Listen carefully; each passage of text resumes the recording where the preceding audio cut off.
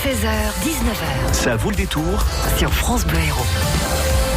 C'est donc un lieu mythique qui vient de réouvrir il y a un mois, pratiquement jour pour jour, au nord de Montpellier. On est au Mattel, c'est le Péto Diable. Certaines et certains, bon, peut-être maintenant un peu âgés, connaissent ce lieu. Ils ont certainement dansé sur le comptoir. On était dans les années 60, on allait là-bas, c'est vrai, pour boire, se saouler ou dégueuler, comme le disait Jacques Payès, célèbre chansonnier montpelliérain. Bon, c'est devenu un petit peu plus calme, peut-être, Jean Deninger, maintenant. C'est devenu un peu plus soft, effectivement. Oui, voilà. Certaines réglementations qui nous permettent plus de pouvoir faire certaines choses. Oui, on peut lire ça dans le livre d'ailleurs, en effet, de Jacques Payès, où il raconte un peu ses souvenirs. Quand même, il y a des photos extraordinaires. Alors c'est vrai que traîner Brassens y avait leur habitude dans ce Péto Diable, comme bien d'autres artistes d'ailleurs. Vous êtes conscient, donc Jean, puisque je sais que vous n'êtes pas de la région, que vous avez quand même un lourd passé, un lourd héritage à assumer maintenant que vous avez racheté le lieu. Ah, tout à fait.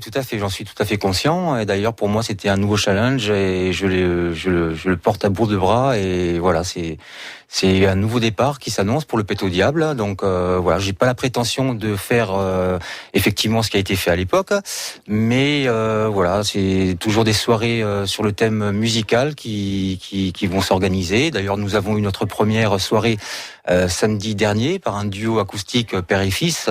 Donc nous avons été très très contents. Nous avons plusieurs programmations en cours, certaines à définir, certaines qui sont déjà, dont les dates sont déjà sorties. Donc voilà. Alors, c'était le lieu anti-bourgeoisie par excellence à l'époque. Alors évidemment, les Mattel, ce n'était pas ce que c'était aujourd'hui. C'était un tout petit village. La Garrigue y était très très présente. Aujourd'hui, c'est vrai que c'est peut-être un peu plus un village dortoir de Montpellier, encore que c'est péjoratif peut-être. Donc c'est vrai qu'on a encore un côté assez traditionnel et singulier dans le village des Mattel, encore. Oui, tout à fait. Là, on essaye. Enfin, on a quand même beaucoup de gens de locaux qui viennent encore, donc toujours. Et qu'est-ce qu'ils viennent vous dire alors, les locaux? Est-ce qu'ils viennent par curiosité? Par curiosité au début, mais après la curiosité, certaines personnes sont devenues des gens qui viennent nous revoir assez souvent, donc ils sont très contents du lieu. C'est vrai qu'on a passé un mois à le rénover, le rafraîchir un peu, sans, comme je vous le disais, toucher à l'âme du lieu. Mais voilà, on y a apporté un petit peu notre touche personnelle et qui fait passer un bon moment, tout du moins je l'espère, à tous nos clients. Alors on avait même d'ailleurs des émissions de radio qui étaient organisées d'ailleurs sur cette antenne à l'époque où elle s'appelait Radio Montpellier. Ça remonte, c'était Frédéric Jacques Temple qui allait là-bas pour recevoir quelques artistes dont Brassens est traîné. Il les rencontrait là-bas. Je pense qu'ils discutaient des invitations à la radio autour de quelques verres assez nombreux. Puis ensuite, ils les amenaient à la radio. Je crois même qu'il y a des émissions de radio qui ont été réalisées depuis le Péto Diable assez régulièrement. Certaines photos qui ont été prises aussi. Avec le maître dédié de l'époque, Jean-Pierre Le Signe, qui était le fondateur. Il faut quand même le rappeler. C'est le fondateur du Péto Diable qui l'a fondé dans les années 60. Et donc voilà, c'est... Aujourd'hui, vous avez envie, évidemment, de continuer cet esprit peut-être un petit peu revanchard, ou alors vous voulez faire un restaurant quand même plus, on va dire plus traditionnel, même s'il y a toujours évidemment de la musique. Pas du tout en gardant cet esprit justement de bien vivre, de festivité, de bonnes franquettes. Voilà, on se met plus à poil sur le comptoir quand même. Non, c'est fini. En plus de nos jours, on est obligé de fermer les établissements à 1h du matin. Oui, alors qu'avant, ça c'est bien dommage. Mais bon, voilà.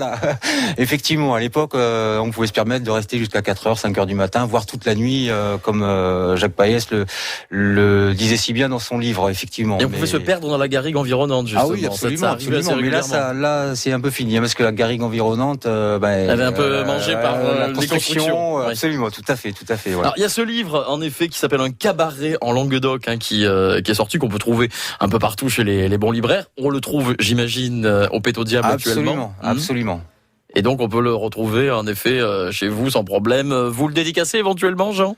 Si on me le demande, avec plaisir. Oui. Mais ce serait plutôt à Monsieur Payès, Monsieur Le Signe de le dédicacer. Il passe de temps en temps, Jacques Payès. Jacques Payès vient nous voir de temps en temps, effectivement. Depuis notre inauguration, il est venu 2 fois. Une personne très agréable que nous avons toujours plaisir à recevoir chez nous. Alors on parle de l'esprit, mais qu'est-ce qu'on y mange maintenant au Péto Diable ? À l'époque, c'était quand même assez roots. On y allait surtout pour l'ambiance. pas forcément pour ce qu'on y mangeait. Encore que, d'après ce que j'ai entendu dire, il y avait quand même de très très bonnes grillades. Aujourd'hui, on y mange quoi? Ouais, on y mange toujours des grillades, rassurez-vous. Elles sont toujours faites au feu de bois. C'est avec plaisir que j'allume la cheminée et je la ravive tous les soirs, pour faire un bon petit festin autour de brochettes, de magrets de canard, de côtes de bœuf. Toujours de bonne qualité. Je privilégie quand même la qualité des produits. Côte de bœuf d'environ 1 kilo d'après ce que je vois, c'est costaud quand même. J'ai commencé avec 800 grammes, mais ça râlait quand même, surtout pour les viandards. Qui me faisait quand même le reproche que 800 grammes, c'était un peu juste pour 2 personnes. Donc maintenant, on a des côtes de bœuf minimum 1 kilo.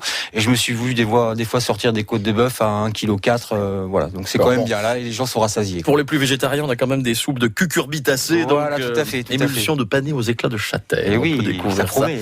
Au Péto Diable, au Mattel, pour retrouver cette âme, cette atmosphère. Il y a les photos quand même de Brassens de traînées qui sont accrochées, on imagine. Absolument. Oui, tout à fait. J'en ai accroché quelques-unes. Donc j'ai accroché les photos d'artistes dont je suis sûr qui sont venus au Péto Diable. Donc il y a des preuves, des photos ou des écrits. Bon, traînées Brassens, mais d'autres aussi. Oui, d'autres. Maxime Le Forestier, Johnny Hallyday, Sylvie Vartan, Deltay également, célèbre poète de la région, et bien d'autres, mais certains, je n'ai pas pu retrouver des preuves, donc j'ai pas osé les exposer au mur. Ils sont venus anonymement, peut-être les autres. Peut-être.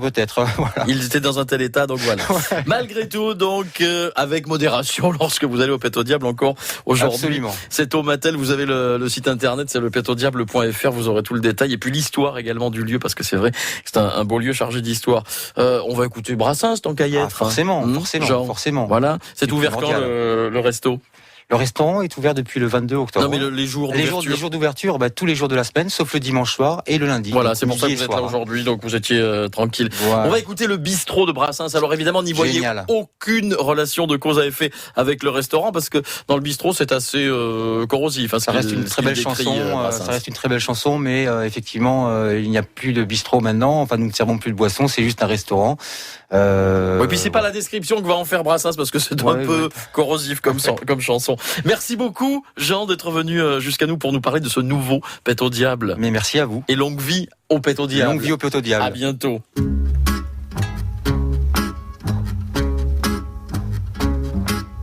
Dans un coin pourri du pauvre Paris, sur une place, l'est un vieux bistrot tenu par un gros dégueulasse.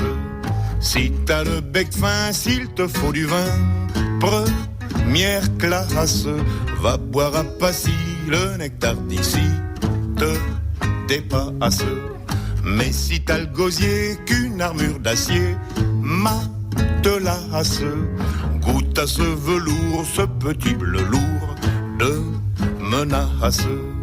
Tu trouveras là la fine fleur de la populace, tous les marmiteux, les calamiteux de la place, qui viennent en rang comme des harengs, voir en face la belle du bistrot, la femme à ce gros dégueulasse. Que je boive à fond l'eau de toutes les fontaines valasse, si dès aujourd'hui tu n'es pas séduit par la grâce de cette jolie fée qui d'un bout a fait un palace, avec ses appâts du haut jusqu'en bas bien en place. Ces trésors exquis qui les embrassent, qui les enlace, vraiment c'en est trop, tout ça pour ce gros dégueulasse. C'est injuste et fou, mais que voulez-vous qu'on y fasse? L'amour se fait vieux, il a plus les yeux bien en face. Si tu fais ta cour, tâche que tes discours ne l'agacent.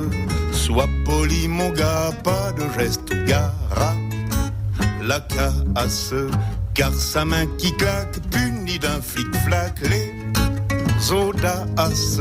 Certes il n'est pas né qui mettra le nez dans sa tasse, pas né le chanceux qui dégèlera ce bloc de glace, qui fera dans le dos les cornes à ce gros violace.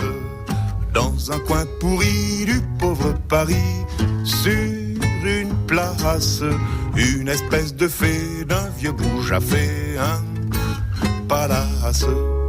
Le bistrot chanté par Georges Brassens, qu'il a peut-être chanté au Pète au Diable à l'époque, mais aujourd'hui c'est devenu